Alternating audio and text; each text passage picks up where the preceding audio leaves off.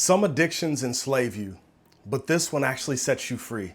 What if instead of being hooked to your phone or binge watching Netflix, you couldn't get enough of the Bible? I'm Chris Jones from The Undistracted Christian, and I know what it's like to be distracted.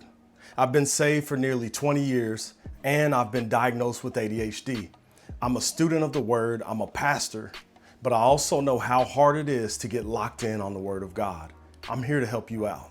I came across a line from J.A. Metters, and it hit me hard.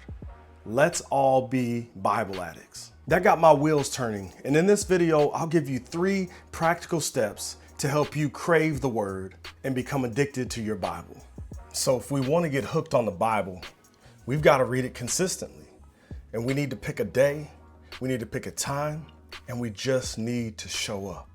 Show up with our hearts ready, our minds open, ready to see what God has for us in His Word. In my 17-year-old mind, I was just hungry to hear from God. At 36 years old, I want that same hunger. God, speak to me. Show me more of yourself. And the more we see of God, the more we'll get hooked on Him and His Word. But here's the thing, commitment is not enough.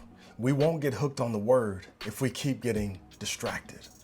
So for step 2, we've got to clear away distractions. Whenever we sit down to read the Bible, we cannot let ourselves be constantly distracted. I've sat down before to read the Bible. I literally woke up early, set my stuff out, got my cup of coffee, put on my clothes, only to get distracted for 30 minutes or an hour from YouTube, emails, and social media. It's one of the most frustrating and also just devastating aspects of our culture because distraction is so prevalent.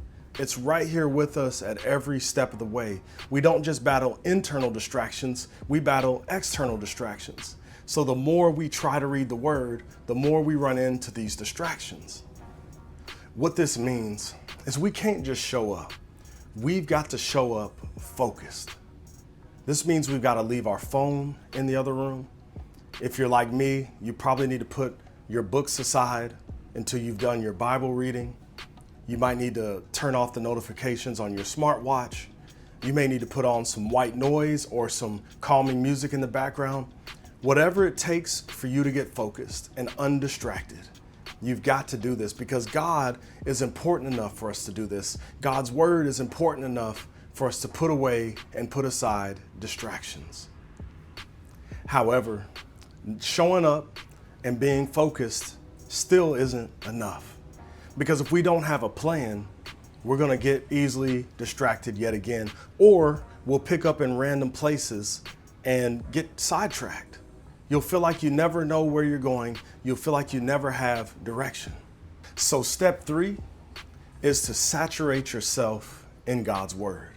Find a plan that will get you deep into the story of God, deep into the books of the Bible. So I shared with you how early in my walk with God, I read straight through the book of Matthew, and then I read the book of Revelation, and then I kind of pieced my way through the New Testament. But when I was in college, I actually found a reading plan that was amazing. It was by John MacArthur. He wrote a book called How to Study Your Bible. And in How to Study Your Bible, he recommends that you read a small book of the Bible over and over and over, 30 days in a row or 30 times in a row until you're saturated. And for a larger book like Matthew or like Jeremiah, he recommends that you break it into sections and read those sections 30 times over. And what I did is I took the book of Colossians and I read it over and over. You can read Colossians in about 10 or 15 minutes. So that's what I did every day. And that book is still deep into my soul. It's still deep within me. But even if you don't choose a plan like that, choose some sort of Bible reading plan, whether it's the McShane plan or a chronological Bible plan or a Bible in 90 days. Pick something that can get you engaged in the story of God. Do things that can help you really get locked in and focused. Imagine if you're watching a sitcom or a TV show series, you want it to be connected. You want each episode to connect. You want the stories to connect. And the Bible is one grand story. A lot of times we treat the Bible as though it's these little nuggets of truth scattered all over the place. But when you really look at the Bible, it's God's big story of salvation and redemption. It all starts in the beginning. shows us our sin, shows us our need for a Savior, gets us to our Savior, and then shows us how to live in light of what Christ has done until He returns to save us.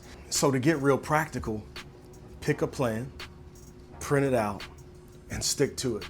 If you're like me, or if you're like others who have ADHD, you might not want to do a Bible in the year plan starting out. Maybe you pick a New Testament in 90 days, or maybe you pick Matthew in 30 days and then you switch to Luke and then John.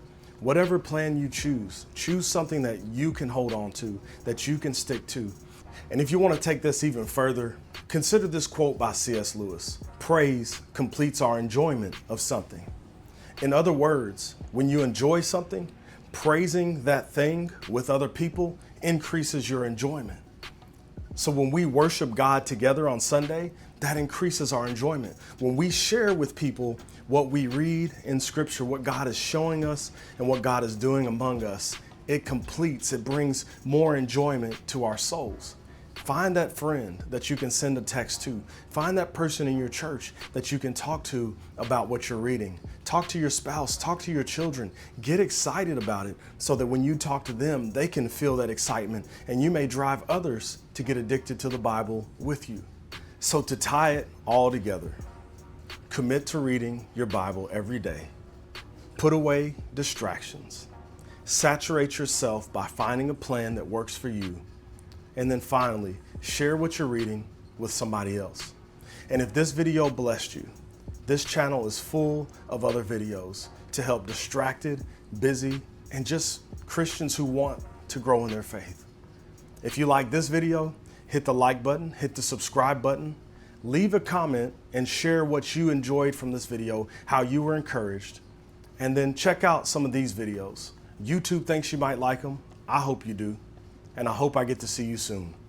Grace and peace.